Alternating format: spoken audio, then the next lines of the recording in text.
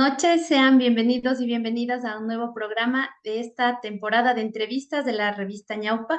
Este programa se transmite en vivo a través de la plataforma X Space y además es retransmitida por Facebook Live de la XYZ Radio. Podrán encontrar este programa de manera posterior en la plataforma de YouTube y en nuestro canal de Telegram también, @revista Ñaupa. Y les invitamos a que puedan visitar nuestra página web www.revistañaupa.org, en donde encontrarán varios artículos de coyuntura social, cultural y política. Bueno, el programa de esta noche, como lo menciona el título, nos hará reflexionar alrededor de las posibilidades de unidad de izquierdas en Ecuador, pero antes un poco de contexto. El pasado 29 de julio, un conjunto de 53 organizaciones sociales de distinta índole y presencia hicieron una invitación para que se reúna una convención nacional de unidad de la izquierda, del centro izquierda y también de varios sectores progresistas. Esta invitación se dirigió a Pachacuti, a La Conalle, a Reto, a Revolución Ciudadana, a Centro Democrático, a la Izquierda Democrática, a la Unidad Popular, al Partido Socialista y otros colectivos diversos, como lo dijimos, movimientos, partidos de izquierda, ecologistas, feministas. Y esta convención se realizó 2 días después de la convocatoria, el 31 de julio, en la Casa de la Cultura en Quito, con la participación de casi todos, excepto de la izquierda democrática. Pero incluso antes de que se realice la reunión surgieron opiniones divergentes, ¿no? Mientras algunos confirmaban entusiastas su asistencia, Rafael Correa puso en duda la validez de este encuentro, precisamente alegando a que no había que mirar solo a la izquierda, refiriéndose a ella en expresiones, digamos, nada afables. Y afirmó que sería preferible mirar al centro derecha y a empresarios y patriotas honestos.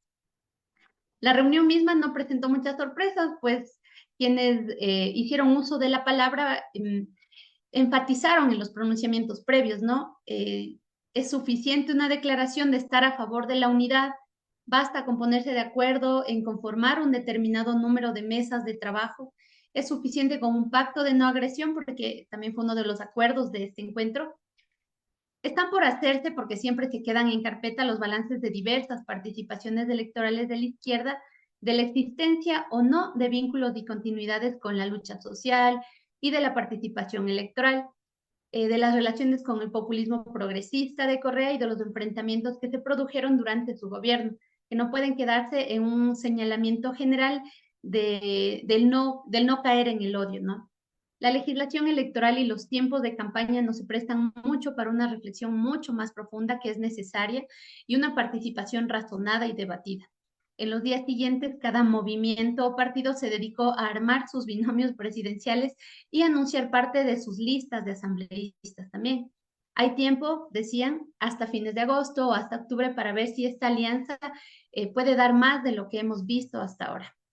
Además, las elecciones de febrero del 2025, que están muy próximas, estarán marcadas por una situación muy compleja que incluye distintos factores, ¿no? Entre ellos el crecimiento y el avance de las extremas derechas, lo vemos en Europa, en América Latina y probablemente en Estados Unidos, la persistencia de un rendimiento muy bajo de la economía, la persistencia también de los problemas de empleo, con el crecimiento del trabajo precario, la informalidad, el empeoramiento de los servicios de salud pública, educación, el incremento de la violencia criminal, que, bueno, ha mostrado un repunte significativo luego de una breve contención a inicios de año, ¿no?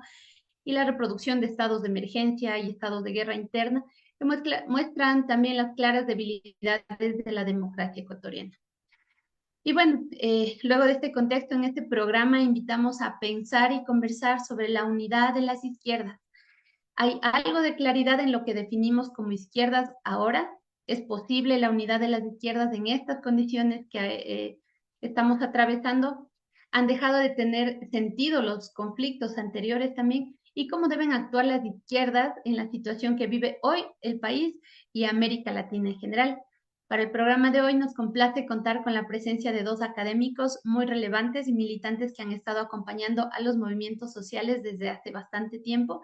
Agradecemos la participación a Adriana Rodríguez Caguana y a Juan Cubi.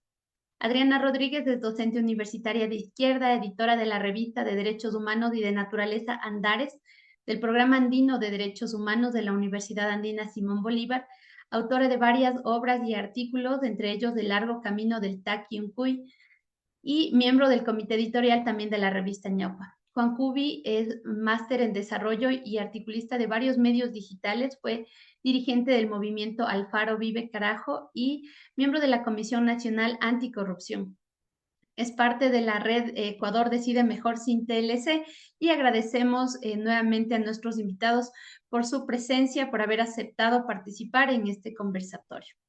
Y bueno, vamos a hacer como una ronda de preguntas. Vamos interactuando primero con Adriana. Si nos comentas cuál es tu opinión sobre lo que ha ocurrido hasta ahora en el marco de esta posible unidad de izquierdas.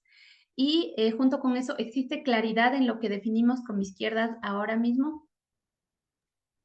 Muchísimas gracias, ¿se me escucha bien? Esta es una pregunta clave para empezar cualquier Perfecto. por Zoom. Bueno, muchas gracias por esta invitación, gracias a Juan también por estar aquí. Yo soy parte también de este colectivo que intenta reflexionar desde varias dimensiones los problemas de la política y también de la izquierda. Y sí es interesante esta última pregunta que hace Rubí, que es, ¿qué entendemos por izquierda? Me parece que esa es una buena pregunta para poder luego desarrollar, si es posible, una unidad de una izquierda y qué es la izquierda, digamos, ¿no? ¿Cómo lo estamos definiendo? Yo creo que en términos generales podemos decir que la izquierda es una fuerza política que en sus orígenes buscó cambiar un sistema de explotación capitalista para establecer una sociedad más igualitaria, ¿no? Y esta fuerza, digamos, esta fuerza política es posible a través de organizaciones políticas para que representen justamente a las personas explotadas del capital, ¿no? Las personas trabajadoras, las campesinas también, y también las mujeres que desde los inicios el feminismo estuvo muy presente en esta construcción de la izquierda ideológica y política, ¿no? El concepto también de lucha de clases como un concepto importante, motor de la historia, justamente para ir desarrollando partidos, tendencias y una fuerza política capaz que tenga como proyección, digamos, una sociedad sin clases, donde la lucha de clases termine, ¿no? Es así como la izquierda va surgiendo en torno a estos conceptos, superar las contradicciones del capitalismo, ¿no? Ahora, esto es en términos generales lo que se puede decir de una izquierda. La izquierda nació desde una concepción anticapitalista, ¿no? Ahora, una pregunta central era cómo llegamos a construir una sociedad sin clases o una sociedad más equitativa y cómo llegamos, digamos, a demostrar esas contradicciones del capitalismo, para apoyarnos en sociedades más igualitarias. Y ahí es donde las aguas se van a dividir, ¿no? Por un lado, una izquierda, digamos, que apuesta más por un proyecto más partidista, disputarse en el campo de la política democrática, digamos, liberal, e ir haciendo un camino en el Estado, ¿no? Un camino en el Estado, un camino en un proyecto político, etcétera. Y también otro camino que es una izquierda anticapitalista que va a promover la participación colectiva, la participación y las organizaciones de clase. Desde la década del 40 o 50 en Latinoamérica se va a desarrollar también, y esto es un actor también que hay que tomarlo en cuenta, de un nuevo nacionalismo, ¿no? Este nacionalismo de izquierda, o en algunos casos, a mí me gusta llamarle como también un populismo, ¿no? Un populismo de izquierda que se va a desarrollar en torno a conceptos nacionalistas, eh, y va a tener una agenda común con la izquierda, ¿no? Una agenda que tiene que ver con la reforma agraria en los años 40 y 50, la lucha por el analfabetismo, porque América Latina era un continente con un porcentaje de analfabetismo muy alto, digamos, todavía el derecho al voto de las mujeres y la participación política de las mujeres. Entonces, yo creo que empezaría con esto, definiendo qué es izquierda y teniendo en cuenta que existió y aparece un actor posterior a la construcción de la izquierda anticapitalista, que es esta izquierda nacionalista, que no necesariamente es anticapitalista, ¿no? Que es una agenda programática distinta. Y es una agenda programática que no está encaminada, digamos, a entender los problemas derivados del capitalismo desde las contradicciones que existen internas, sino más bien de entender a la práctica política como un discurso que se tiene que construir, digamos, a partir de una práctica política cotidiana, y es ahí donde uno puede entender por qué razón esta izquierda nacionalista o esta izquierda populista tiene una tendencia hacia los pactos, hacia las alianzas, digamos, y ahí podemos entender muchas cosas como el partido, por ejemplo, un partido como el correísmo, tiende a tener estos pactos con la derecha, con sectores, digamos, distintos, ¿no? Bueno, me quedaría ahí hasta para darle también algún elemento más para seguir reflexionando, pero sí es interesante ver cómo estos actores en esta izquierda existen, una izquierda que es más nacionalista populista, una izquierda anticapitalista, y después va a surgir también una izquierda antineoliberal. Pero la izquierda antineoliberal no necesariamente es una izquierda anticapitalista también, ¿no? Esto va a surgir la izquierda antineoliberal después de la crisis o en la crisis de los 90, ¿no? Que es una izquierda que se va, y ahí yo creo que se va a hacer un poco más confusa esta identidad que va a surgir, digamos, dentro de lo que se considera como la izquierda ecuatoriana, y después puedo hacer algunas reflexiones más. Muchas gracias, Adriana. Y bueno, en este mismo sentido, la pregunta eh, para Juan, Juan, ¿cómo ves estas idas y vueltas de estos anuncios y silencios que han caracterizado hasta ahora esta posible unidad de izquierda? Y había otra pregunta importante también. ¿Han dejado de tener sentido los conflictos anteriores? Porque hay un fuerte llamado a cesar o a salir, digamos, de estas líneas de odio. A ver, yo creo que Adriana, a quien extiendo mi saludo, ha hecho una síntesis, ¿no? No es fácil sintetizar en tan poco tiempo una historia de una tendencia política, pero creo que es una síntesis bastante adecuada. Sin embargo, hay que señalar que ya luego de mayo del 68, que creo que fue un parteaguas en ciertos aspectos, hubo un debate mundial respecto de qué significaba ser de izquierda en los tiempos actuales, qué implicaba incorporar nuevas agendas de las demandas de los pueblos, de las nacionalidades, de otros sectores sociales que no fueron contemplados en el viejo marxismo clásico que de alguna manera definió la postura, la estrategia, los proyectos de izquierda en el siglo y medio anterior. A mí me parece que eso es fundamental porque todavía no termina de resolverse ese debate. Es decir, a la luz de la situación actual del mundo, ¿qué significa ser de izquierda? ¿O dónde están los parámetros que definirían una postura de izquierda? Y eso es clave entenderlo porque eso permitirá evitar que se hagan confusiones que son absolutamente perniciosas para una estrategia política de liberación. Yo siempre digo, ¿qué es lo que podría juntar a una izquierda sin caer en principismo, pero en términos generales? Es la lucha contra el capitalismo. Y no porque nosotros tengamos posturas absolutamente primarias, es decir, todo el problema del mundo y del capitalismo, sino porque es obvio que el capitalismo está destruyendo al mundo. O sea, o acabamos con el capitalismo o el capitalismo acaba con nosotros, sería un poco la discusión. Y lo que deberíamos estar planteándonos es cuáles son las vías para superar el capitalismo. No hablemos de destrucción para que no suene a una postura demasiado extremista y radical. ¿Cómo salimos del capitalismo? ¿Cómo superamos un sistema que a todas luces está destruyendo la vida, está destruyendo los derechos, está destruyendo la humanidad? ¿Sí? Entonces, ahí es cuando a mí me parece que podrían establecerse una serie de parámetros respecto de qué es lo que significa un compromiso con esos cambios hacia una sociedad distinta. Y entonces ya sorprende, por ejemplo, cuando se quiere juntar en un mismo costal de la izquierda posturas que son abiertamente favorables a sostener el sistema, mientras hay otras que apuntan directamente a ir cuestionando las bases de ese sistema. Voy a poner dos ejemplos concretos. La plurinacionalidad es una propuesta alternativa al viejo Estado liberal, nacional, unitario que heredamos del régimen liberal democrático de la Revolución Francesa. Sí, es un cuestionamiento, porque dicen, no se puede convivir en un mismo territorio con tanta diversidad sin entender lo que significa la igualdad de derechos.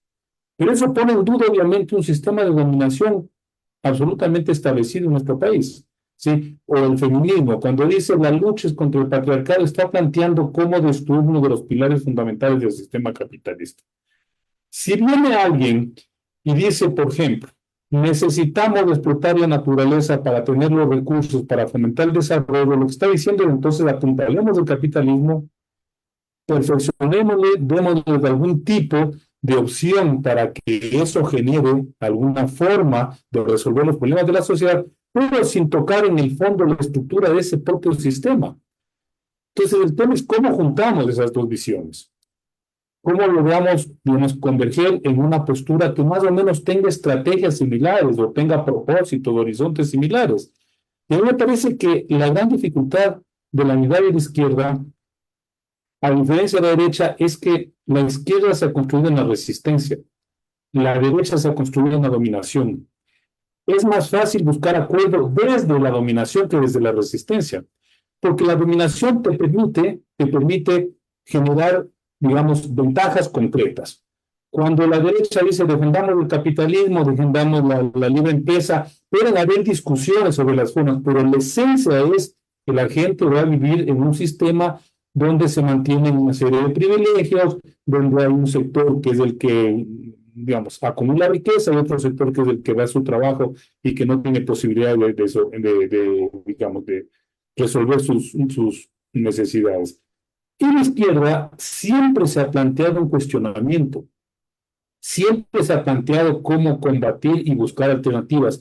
Y entonces, en esa estrategia, claro, las diferencias son más profundas, porque ahí el peso de la ideología, el peso de las concepciones, el peso de las visiones estratégicas es mucho más determinante. Porque yo digo, desde la resistencia, ¿qué ofreces a la gente?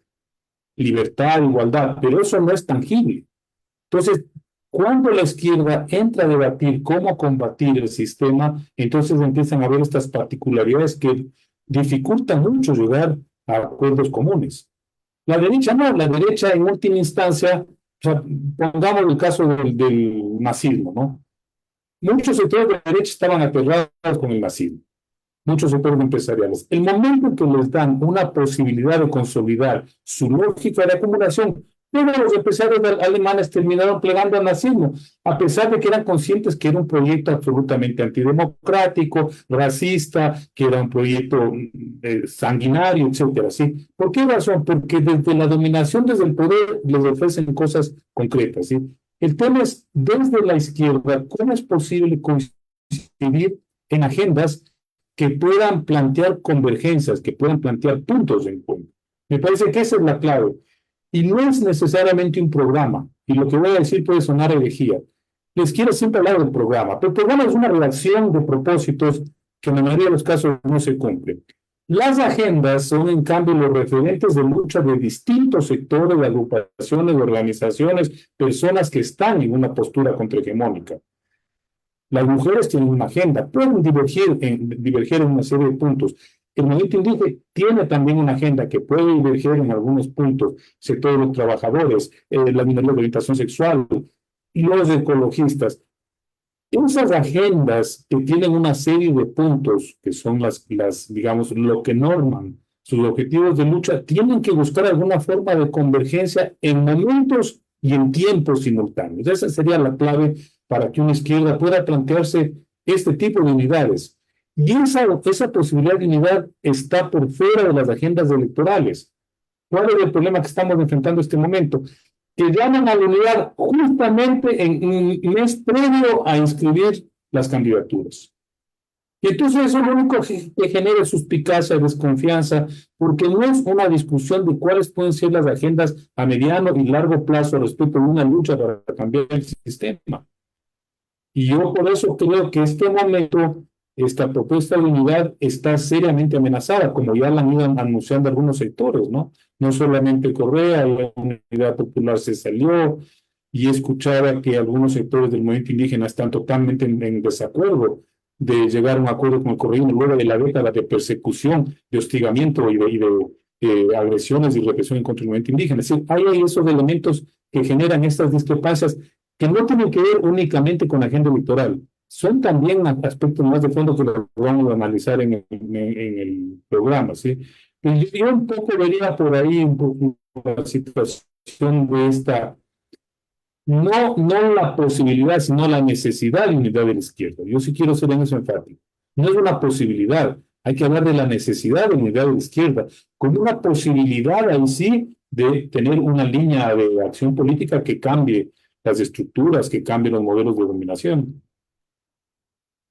Muchas gracias, Juan. Y bueno, como en esta misma línea, Adriana, ¿podrías complementar cuáles serían las condiciones que existen realmente para plantearse una alianza electoral en este contexto inmediato desde las izquierdas?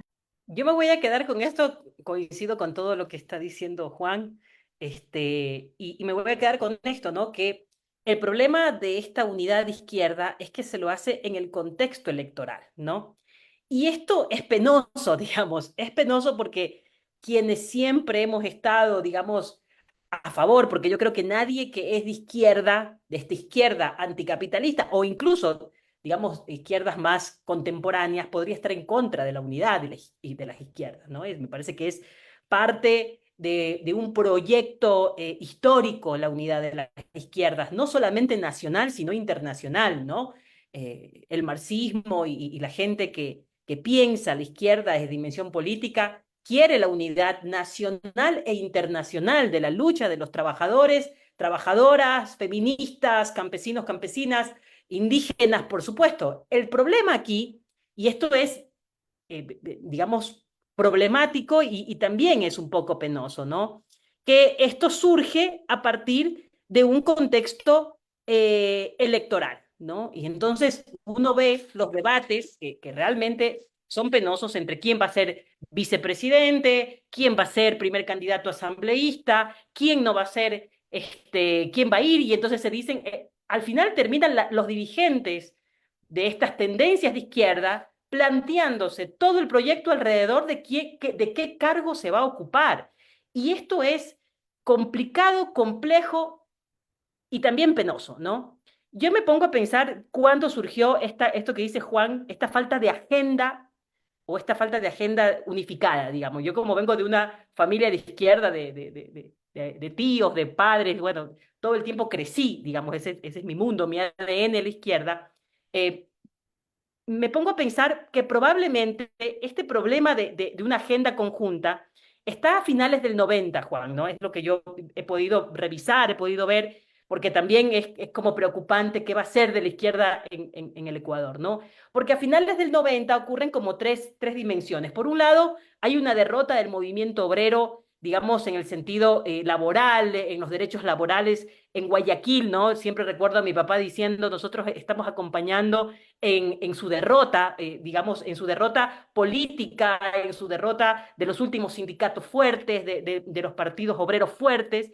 Eso por un lado. Por otro lado, también hay una lucha antineoliberal, es un modelo neoliberal que se ha impregnado y la agenda empieza a constituirse a partir en contra del Fondo Monetario Internacional, digamos, en contra del extractivismo, como luchas más prácticas. Y también, por otro lado, tenemos, afortunadamente, porque eso yo creo que dio un espacio de respiro a la izquierda, un movimiento indígena en la década del 90 que es capaz de hacer un proyecto político. Y yo creo que ese proyecto político que hizo el movimiento indígena en los 90 sirvió como una base inquebrantable donde se pudo posicionar la izquierda, por supuesto la caída del muro de Berlín, la caída de la izquierda, digamos, del socialismo a nivel internacional también influye, y el movimiento indígena, digamos, va a ser eh, digámoslo así, nuestra vanguardia en el camino de la construcción de esa izquierda.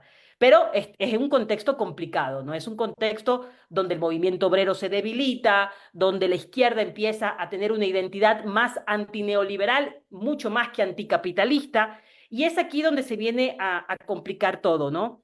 Y es a partir de ahí que se hace esta alianza, después del 90, en el 2000, digamos, esta alianza que lleva de nuevo a un populismo nacionalista de izquierda o centroizquierda, porque el nacionalismo tiende a hacer eh, estas disparidades.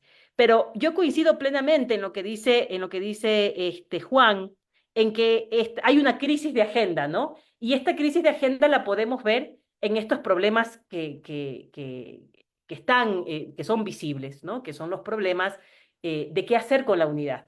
Digamos, la unidad la queremos, o sea, la unidad es deseable, la unidad hay que trabajarla, pero hay que trabajarla, sí creo, entendiendo que el espacio electoral, yo no digo que se tenga que abandonar el espacio electoral es un campo de lucha importante y ha sido históricamente importante también para la izquierda, pero no es ni el único campo de lucha, ni siquiera, creo yo, el más importante, porque en el mundo electoral además puede aparecerse o puede ascender como burbuja y también disminuir e incluso dejar de estar en el escenario electoral, por supuesto, y eso va y viene, digamos, no tiene que ser una prioridad de una construcción de unidad. Y yo creo que tiene que pasar por una agenda, como dice Juan, pero también yo creo, digamos, es lo que pienso, en la necesidad de construir un proyecto político.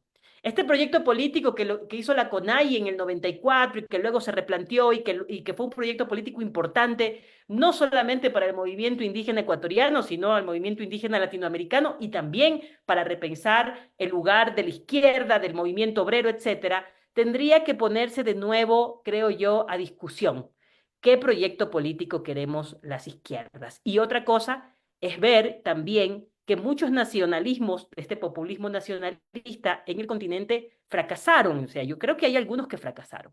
No todos, yo creo que hay otros que en cambio han seguido la ruta más anticapitalista, si se quiere. Yo estoy convencida que, por ejemplo, voy a dar nombres, digamos, Petro en Colombia, Lula en Brasil o Mujica en Uruguay, han podido desde una ideología anticapitalista administrar un Estado capitalista, ¿no? Pero administrar el Estado sabiendo, digamos, que el capitalismo tiene estos problemas y cómo se puede desde el anticapitalismo administrar un Estado capitalista. Creo que esa es una pregunta que, por ejemplo, la izquierda no se ha hecho en Ecuador, ¿no? No se han hecho los partidos de izquierda en Ecuador. Entonces, eso sería dar un cheque en blanco a otro proyecto político que sí lo tiene, porque yo sí creo que el correísmo tiene un proyecto político, pero no es un proyecto político de izquierda. Entonces, la unidad de izquierda es para alimentar el proyecto político del correísmo. Sería muy penoso que fuera así, digamos. Esa es una pregunta que me hago a partir de esta reunión que se tuvo, ¿no? Gracias, Adriana. Bueno, Juan, en este mismo sentido, y un poco ya nos hablabas en tu intervención anterior, pero si se quisiera avanzar en una unidad de izquierda, ¿qué caminos habría que seguir? Además de los que tú ya iniciabas mencionando anteriormente. A ver, voy a hacer dos acotaciones al señalamiento de Adriana. Yo siempre he tenido una preocupación, coincido con el criterio de administrar el capitalismo. Si es una izquierda que administra el capitalismo, es decir, una contradicción de fondo. Porque el tema es que el capitalismo tiene una lógica que sobrepasa a sus propios administradores.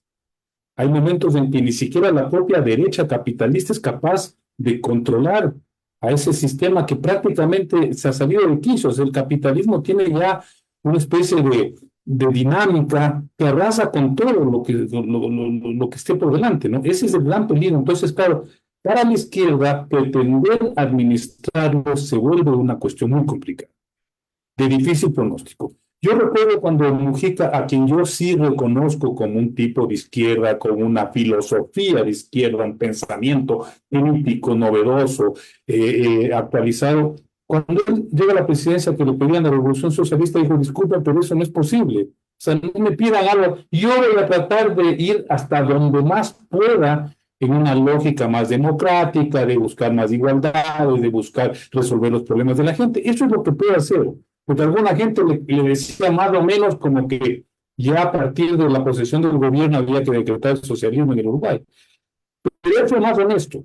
Él fue más honesto y dijo, bueno, esto es lo que se puede hacer aquí, peleemos por ir hasta donde sea posible. Y él tenía mucha oposición de gente de izquierda más radical que esperaba, pues más o menos, que fuera ni siquiera un Allende, ya querían que fuera un Fidel Castro o Mujica, pero unas condiciones que eran totalmente, digamos, imposibles, inviables. Y el otro tema es que cómo construimos lo que yo denomino un sujeto político. Porque yo tengo serias dudas de que la vieja idea del partido que siempre tuvo la izquierda opere en los momentos actuales. Creo que no es casual que no solamente los partidos de izquierda, los partidos en general hayan entrado en una profunda crisis a nivel global. O sea, si nos vamos a Francia, por señalar, los viejos partidos franceses desaparecieron. Han tenido que irse renovando, han tenido que ir a hacer una serie de alianzas bastante extrañas para poder sobrevivir. El viejo partido al que nosotros muchas veces plegamos en la juventud cuando todavía era viable o cuando todavía era posible darle expectativas de esa forma de organización de la sociedad o de una parte de la sociedad, yo creo que está en una crisis profunda. Es posible hacer, esto es solamente una idea que yo he lanzado, que yo lo estoy trabajando. Actualmente en el Ecuador, en América Latina, hemos visto que estas agendas de las que yo hablaba están siempre articuladas a un sujeto político, ¿sí? Por ejemplo, la agenda feminista está anclada al sujeto político que son las mujeres, las organizaciones de mujeres, con toda su diversidad. La agenda ecológica está anclada, está con estos grupos que plantean una serie de estrategias, de luchas, etcétera, para defender la naturaleza, etcétera, el medio ambiente, combatir el cambio climático. Tienen divergencias, pero tienen como que una coincidencia de agendas. Lo mismo ocurre con los jóvenes, lo mismo ocurre con los trabajadores. Entonces, yo lo que planteo es que si es posible hacer un sujeto de sujetos, es decir, un sujeto que pueda convocar a estas distintas agendas y que logre más o menos hacer coincidir en el tiempo y en los momentos esas luchas, como los casos de los estallidos. Recordemos en Chile empezó por un líder y luego salieron los estudiantes, luego salió toda la sociedad chilena y convulsionaron el sistema político, derrotaron a los sectores de la derecha. No quiere decir que en Chile existe una revolución, no quiere decir que hay un gobierno profundamente socialista, no, pero al menos pudieron frenar a todos estos sectores de la derecha que querían perpetuar estas lógicas de dominación absolutamente brutales. Es un avance, no hay cómo desconocer eso, ¿no? Entonces, ¿cómo hacemos que estos sujetos puedan articularse alrededor de un solo sujeto que tenga momentos y tiempos? Que no va a ser un partido que va a conducir a las masas y al pueblo hacia el paraíso de la felicidad socialista o comunista o lo que queramos definir, ¿sí? Y esta es una enseñanza, y esta reflexión que hago, es una enseñanza de lo que yo he visto que ocurrió con el movimiento indígena. El movimiento indígena es una organización de diversas pueblos, nacionalidades, que tienen agendas particulares. O sea, los pueblos de la sierra, de la Amazonía, del sur, de la costa, tienen agendas, tienen luchas, tienen propuestas de conflictividad frente al sistema muy particulares. No es lo mismo la lucha por la tierra en la sierra que la lucha por el territorio en la Amazonía. ¿Y qué ha sucedido con el movimiento indígena? Que en medio de esas agendas particulares de cada zona, de cada pueblo, de cada nacionalidad, como quieran llamárselo, hay momentos en los cuales confluyen en luchas contra el sistema. Por ejemplo, cuando plantean los levantamientos, dicen aquí hay una agenda que nos abarca a todos, que tiene distintas manifestaciones, pero que hay momentos en los cuales tienen que interpelarle al Estado Nacional y decirle, señores, esto no puede continuar, esto tiene que cambiar. Y luego de esos momentos vuelven a esos procesos que son más particulares, más restringidos a sus espacios, sus territorios y sus lógicas, ¿sí? Esa es una enseñanza excelente de lo que podría ser una expresión más política. En el caso del movimiento indígena, obviamente tienen una ventaja, tienen unos elementos de identidad que son súper fuertes, ¿sí? Eso no es posible hacerlo en una sociedad tan diversa como la nuestra. Pero yo sí creo que, por ejemplo, hay momentos en los cuales esta coincidencia de agendas pueden plantearle una especie como de contraposición hegemónica al sistema. Y dos, cada una de esas agendas puede ser, el otro día hablábamos a propósito de un libro que ha publicado Pablo Espina, le decía, esas agendas pueden ir como socavando, como, digamos, se me fue la palabra, carcomiendo, ir carcomiendo el propio sistema. Porque el sistema capitalista se basa en una serie de estructuras sólidas, pero si todas estas agendas simultáneamente golpean a esas estructuras, pueden ir debilitando, pueden ir provocando una implosión del sistema. Lo que estoy diciendo obviamente es una especulación, no es tan simple en la práctica, ¿no? Pues yo pensaría que los procesos tienen que coincidir en eso, no en una alianza de corte electoral. Y además absolutamente momentánea y transitoria, porque eso de ahí, si se da, no va a durar mucho. Y dudo que se dé tal como está planteado.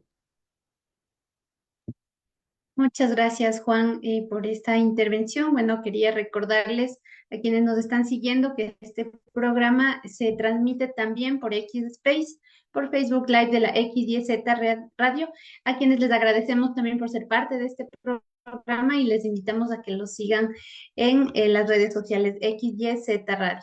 Y no se olviden que una vez que finalice este programa, se subirá la grabación en la plataforma de YouTube y también en Telegram. Bueno, vamos a continuar con el conversatorio. Ahora vamos con Adriana.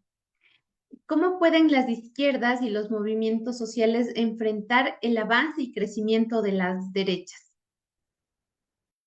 Esa es una pregunta muy importante y está muy relacionada con lo que estamos viendo, ¿no? Porque eh, las derechas y las ultraderechas estamos, digamos, en un momento crítico a nivel regional y a nivel mundial, digamos, de este avance de la derecha y las ultraderechas, ¿no?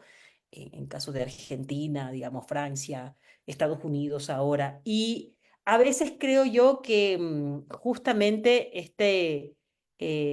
esta unidad de acción, como dice Juan, puede confundirse a que podamos hacer este tipo de unidades muy de papel, ¿no? Y no profundas, no pensando justamente en estas acciones o en estas solidaridades, y nos pueden llevar a tener algunos elementos complejos, ¿no? A la hora de hacer y a formular estas alianzas, ¿no? Este miedo a la derecha o que también se ha vuelto como un fantasma de la ultraderecha, es decir, que la única forma de vencer a la derecha o a la ultraderecha es aliándonos hasta la izquierda democrática, digamos, ya hasta partidos de centro derecha que vengan, digamos, más o menos democráticos. Y esto es un arma de doble filo, ¿no? Es un arma de doble filo. Yo creo que la unidad de acción es importante hacerla, es importante reflexionar, conversar de forma fraterna, solidaria, con las bases que han resistido a este tipo de dominación y de explotación de la derecha, de la ultraderecha, del capitalismo internacional, y es la única forma de tener una autonomía en la acción, ¿no? Porque lo contrario, me parece a mí que es volver a estos errores que ya se han vivido históricamente, estos errores de aliarse, digamos, con tendencias que no son anticapitalistas o que son de agendas muy distintas también, y que puedan convertirse, digamos, en un boomerang, ¿no? Como ha sucedido ya. Y que luego esto de nuevo se vaya a construir, digamos, en estas alianzas hechas de papel, ¿no? Y por otro lado, debilitarse más como movimiento social, como movimiento, digamos, de izquierdas, porque a mí lo que me preocupa también de todo esto es cuál va a ser el resultado de estas conversaciones, digamos, que de pronto sale una candidata de vicepresidencia a hablar bien, diciendo que el mejor gobierno que ha existido ha sido el de Rafael Correa. A mí me preocupa, digamos, en el sentido de que estamos ante un panorama de una izquierda que no está pudiendo construir justamente un proyecto que frene el avance de esta derecha, que es cierta, digamos, ¿no? Que es una derecha que se está posicionando y que incluso en algunos espacios que se llevan en Europa ha podido cooptar algunos movimientos sociales interesantes que habían surgido de procesos democráticos, como por ejemplo el movimiento animalista, que fue un movimiento importante, digamos, para construir el Partido Verde en Europa, y que ahora, por ejemplo, la ultraderecha ha capitalizado incluso el discurso ambientalista y el discurso animalista en algunos sectores, ¿no? Entonces, a mí lo que me preocupa es eso, ¿no? ¿Cómo puede salir debilitado el movimiento, este movimiento de izquierda, digamos, los partidos de izquierda, o la fuerza, me gusta más hablar como de la fuerza de izquierda, ¿no? Cómo se está proyectando. Entonces, este escenario creo que tiene que plantear, me parece a mí que es interesante igual que ocurra en estos escenarios, porque nos hacen volver a estas discusiones que nos decía Juan, que son importantes tenerlas de nuevo, probablemente discusiones que se daban en el 90 y que no fueron discusiones saldadas y que son discusiones abiertas y que ahora es hora de darlas también de forma seria, entendiendo que la unidad de acción es necesaria, por supuesto, que es deseable, que es importante tenerla justamente para frenar la derecha, pero para frenarla bien, digamos, para frenarla con razón. Porque fíjate que es interesante cómo nosotros, digamos, es medio esquizofrénico esto voy a hablar del correísmo, digamos, porque el correísmo, por un lado, se plantea y va a estos lugares de izquierda, pero al mismo tiempo hay que decir que el correísmo vino respaldando las acciones del gobierno de Noboa durante mucho tiempo, ¿no? Estuvo a favor de la declaración del conflicto armado interno, por ejemplo, ¿no? O sea, estuvo a favor, ha pasado leyes de forma, digamos, de forma muy visible en la Asamblea Nacional. Entonces, para frenar a la derecha y a la ultraderecha es importante la unidad de acción. Y esa unidad de acción tiene que darse en un campo programático y un campo programático que sea dialogado, que sea democrático entre las organizaciones de izquierda y con mucho cuidado de lo que pueda ser las agendas del populismo nacionalista, que eso sí me parece que es de sumo cuidado, ¿no? No, muchas gracias, Adriana. Y Juan, en este mismo sentido, quizá pudieras complementar cómo las izquierdas pueden enfrentar este crecimiento también de las derechas. Eh, Quiero resaltar un concepto que utilizó Adriana y que yo lo estoy utilizando desde mucho tiempo para explicar la confrontación política, el concepto de fuerza. Para no hablar de partido o peor aún de membrete electoral.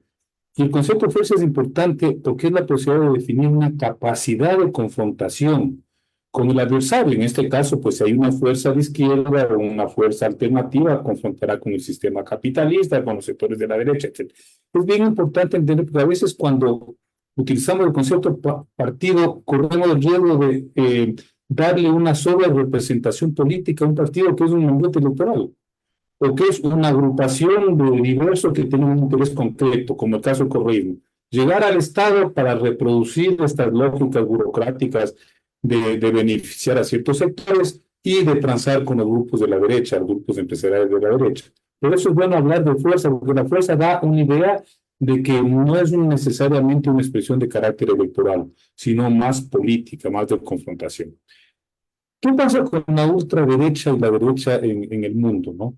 Estaba revisando un artículo en el Recomiendo que salió en Nueva Sociedad hace poco, donde hace un análisis de estas expresiones, un politólogo, no sé de dónde será, y él decía que, claro, la ultraderecha son tremendamente diversas, no hay una unidad de criterios. Hay en Europa una derecha que es europeísta y otra que quiere salirse de la Unión Europea. Hay una derecha que es aliada, una ultraderecha aliada de Putin y otra que está más bien por el lado de la OTAN. Pero lo que él sí señala es que la derecha ha descubierto que en la contraposición a ciertas lógicas del sistema está su posibilidad de éxito. Entonces, vienen y lo que dice Adriano, ¿no? Animalistas, hay también el feminismo de ultraderecha, hay también la cooptación de otras agendas, por ejemplo, de ciertos derechos laborales. ¿Para qué? Para plantear su proyecto de dominación desde lógicas de control político de la sociedad. Entonces, cuando habla la otra derecha dice, vamos a defender los derechos de los trabajadores franceses en contra de los musulmanes. Vamos a defender los derechos de las mujeres francesas y no vamos a aceptar la irrupción de estas lógicas de alguna manera un poco incomprensibles como es la cultura musulmana, ¿sí? Eso, él dice, esa voluntad, esa fuerza, esa capacidad de incidir en estas agendas es lo que ha permitido que la derecha y la ultraderecha crezcan en Europa. Y entonces dice, hay que entender eso para que desde la izquierda, desde los sectores más democráticos, se pueda hacer una contrarréplica, una respuesta a este tipo de iniciativas. Y no es simple y no es fácil, porque obviamente cuando la ultraderecha logra captar, por ejemplo, al proletariado francés, que fue el proletariado sobre el cual el señor Carlos Marx levantó su propuesta de manifiesto comunista y resulta que es un proletariado que vota por la ultraderecha, tú te quedas sorprendido y dices, bueno, ¿dónde están esos sectores que podrían eventualmente convertirse en un contrapeso? ¿Sí? Eso es complicadísimo. Yo no sé cómo van a hacer los europeos para salir de ese entrampamiento, porque es cada vez más difícil, porque la ultraderecha va tomando gobiernos, va tomando gobiernos locales, va adoptando organizaciones, etcétera. ¿Sí? ¿Qué pasa en el Ecuador, donde yo no creo que todavía existe un fenómeno como el europeo, pero este tipo dice, no, en América Latina ya empezó a manifestarse esta estrategia de la ultraderecha, que también difiere, no es lo mismo Milei que Bukele que Bolsonaro, no, también difieren, ¿sí? ¿Qué esconden estas agendas de ultraderecha? Es lo que hay que entender, es lo que hay que entender.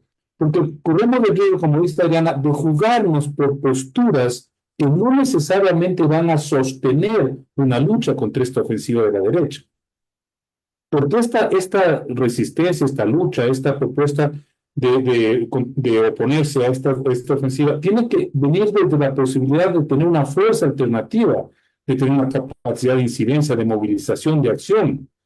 Y no se resuelve en un plano estrictamente electoral. Yo coincido con la idea, lo electoral sí tiene una utilidad, pero si no va eso, digamos, reforzado por una fuerza real política, que puede ser la movilización, que pueden ser las organizaciones que actúan, que presionan, que exigen, eso no tiene mucha viabilidad. Ya experimentamos aquí. En el año 2007 ganó las elecciones Rafael Correa, donde se suponía que iba a ser un proceso de cambio, un proceso alternativo, y a la vuelta de 6 meses ya se había dado un viraje absoluto a los pactos con los sectores empresariales de este país. Y a la vuelta de 2 años ya era un proyecto, desde mi punto de vista, totalmente orientado hacia posturas de centro, inclusive de centro-derecha. Entonces, ¿cómo hacemos? ¿Cómo hacemos desde la sociedad para defender esos espacios democráticos que son los que usualmente se convierten en botín de los sectores de la derecha? Son esas posibilidades de organizarse, de pensar, de discutir, de expresarse, de movilizarse, de demandar. Eso es lo que usualmente siempre la ultraderecha tiende a neutralizar, tiende a controlar. Y a mí me parece que, digamos, si me preguntan a mí cómo se puede plantear una contraofensiva, vuelvo a lo que decía hace un momento, ¿sí? ¿Cómo se recogen en una sola, no una sola propuesta, porque eso va a ser muy difícil, en una sola coincidencia, todas estas distintas agendas que sí son antisistémicas? No sé si decirlo anticapitalista o antineoliberal, pero al menos son antisistémicas porque sí afectan esas estructuras fundamentales del sistema de dominación, que no es solamente capitalista, es un sistema de dominación también cultural sobre la sociedad, y entonces empiezan a mermar esa posibilidad de ejercer ese dominio. Yo no veo otra posibilidad para sostener un proyecto que no solamente se oponga a la derecha, a la base ultraderecha, sino que realmente pueda plantear una alternativa para este país. Muchas gracias, Juan y Adrián. Estamos llegando casi a la parte final del programa y bueno, agradecemos mucho sus criterios porque son muy esclarecedores y como revista Ñaupa esperamos que sea un aporte para el debate aquí, ¿no? En el Ecuador. Y quisiera invitarles a ustedes a una reflexión final en torno a lo que se ha conversado en esta noche. Entonces vamos contigo, Adri, porque ya estamos cerca de cerrar el programa. Perdón, ahora sí, con el fallo tecnológico. Muchísimas gracias, Juan, y gracias, Rubí, por este espacio de reflexión. Me parece súper rico e interesante también seguir pensando, ¿no? Y ver, me parece que es urgente estos espacios de reflexión. También esto esta última parte que dices, cómo hacer para que estos... estas organizaciones, estas fuerzas, digamos, antisistemas, puedan converger en una unidad de acción. Y sí es necesario ir pensando en verdaderas direcciones, digamos, ¿no? Porque ahora parecería ser como falsas direcciones, digamos, porque son direcciones ancladas en lo electoral. Entonces, no podemos guiarnos por esas direcciones falaces para mí, ¿no? Son direcciones engañosas. Creo que hay que construir direcciones, Juan. Creo que va por ahí. Y esas direcciones tienen que ser claras.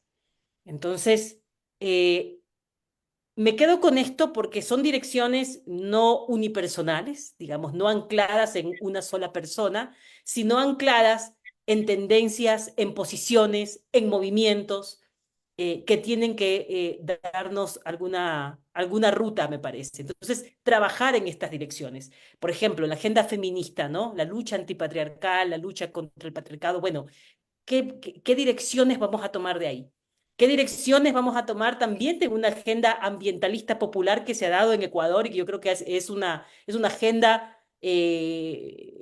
bastante representativa en América Latina? Bueno, esta agenda del ecologismo popular, estas son las acciones y estas son las direcciones que nos dan. Entonces, en algún momento tendremos que sentarnos a dialogar sobre estas direcciones, me parece, y cómo hacer que esas direcciones confluyan. Yo creo que sí es posible.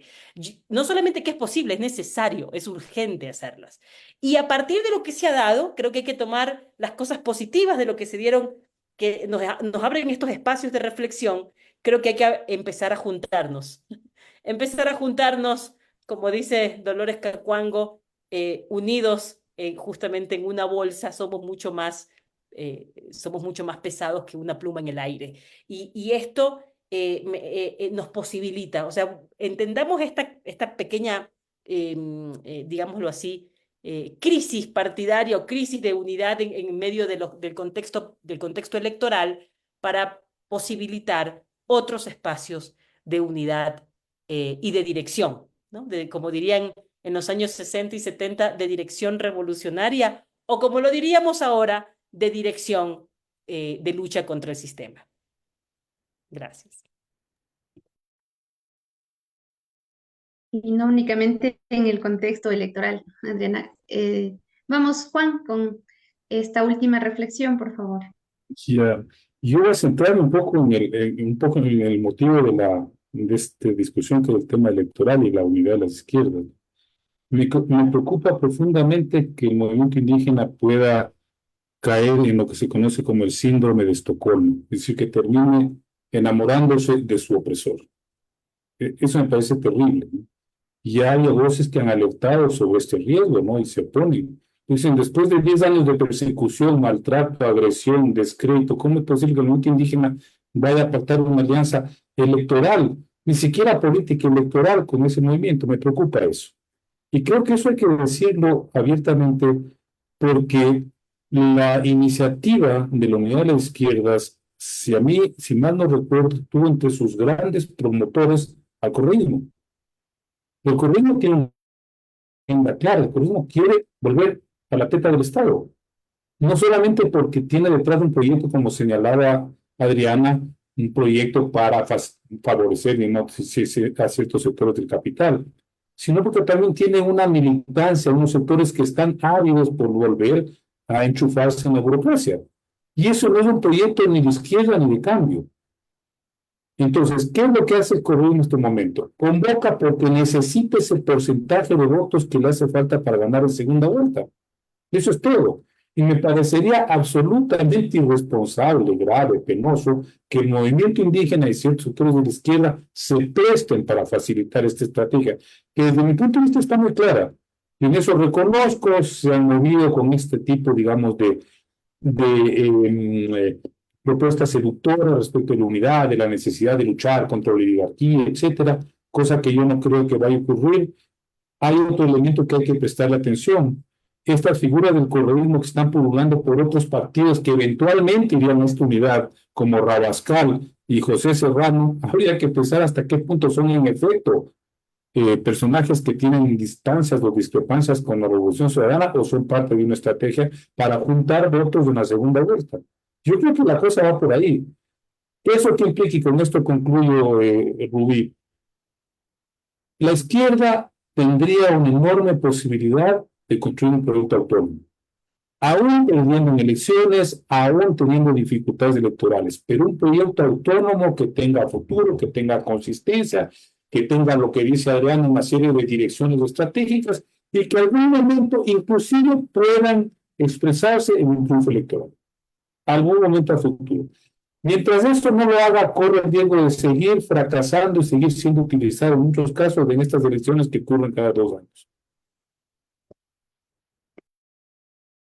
Muchas gracias nuevamente a nuestros invitados de hoy, Adriana Rodríguez y Juan Cubin, nos acompañaron esta noche, cuyo tema se trataba, ¿es posible la unidad de la izquierda ecuatoriana? Bueno, luego de este análisis, agradecemos también a quienes nos han acompañado durante este conversatorio. Y antes de despedirnos, les recordamos que este programa se transmite por X Space, que antes era Twitter, y también por Facebook Live de la XYZ Radio. Les recordamos que estará habilitado este programa en la plataforma de YouTube. Y una vez más les invitamos también a seguir nuestra página web www.revistañaupa.org. Y finalmente invitamos a todos y todas a estar atentos a nuestro próximo programa. Muchísimas gracias y que tengan una buena noche. Gracias, Adriana y Juan. Gracias.